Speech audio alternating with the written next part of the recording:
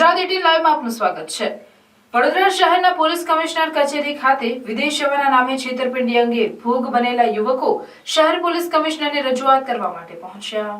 વિદેશ જવાની લાલચ આપી પરમિટ અને વિઝા ન મળતા ભાવેશ ચૌહાણ નામના ઈસમ સામે રાજ્યમાં અનેક પોલીસ સ્ટેશનમાં ફરિયાદ નોંધાઈ છે।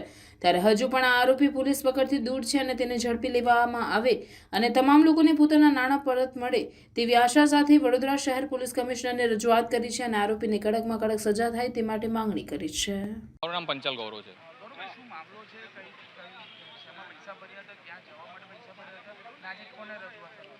એટલે અમે છે ને મેં પોલેન્ડ જવા માટે બહાર જવા માટે એક વિઝા કન્સલ્ટન્સીને સંપર્ક કર્યો હતો। એનું નામ છે કૃપા ઓવરસીઝ।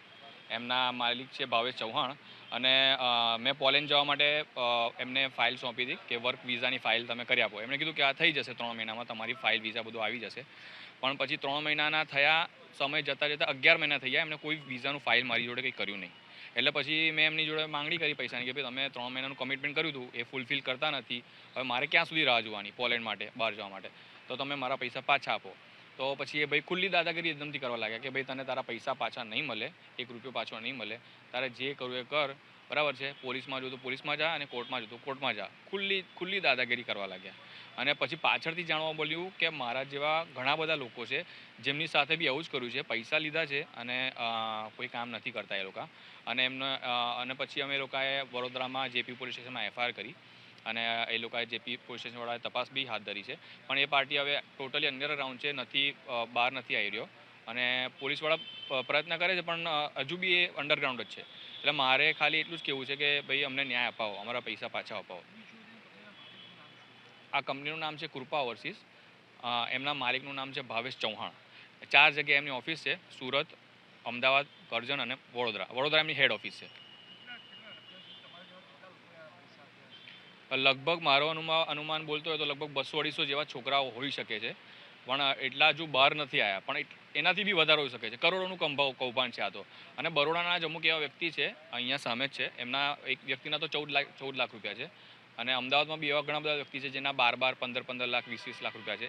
અમદાવાદમાં બી FIR પાર્ટી છે 2 જગ્યાએ, સુરતમાં બી એક FIR પાર્ટી છે, ભરૂચમાં બી FIR પાર્ટી છે અને બરોડાની બી FIR પાર્ટી છે।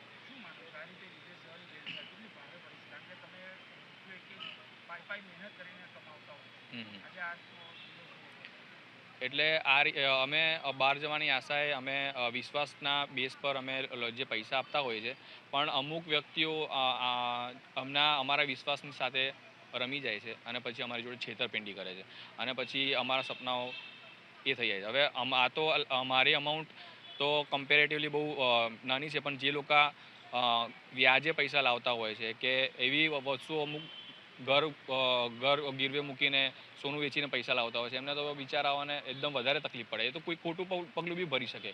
તો હવે આ રીતની જો છેતરપિંડી ચાલતી હોય તો આ લોકોને આગળ કડક પગલાં લેવા જોઈએ, નહીં તો પછી ભવિષ્યમાં તો આ તો વધારે મોટું કૌભાંડ થઈ જાય અને આ ધ્યાન રાખવા જેવી વસ્તુઓ છે। પંચાલ ગૌરવ।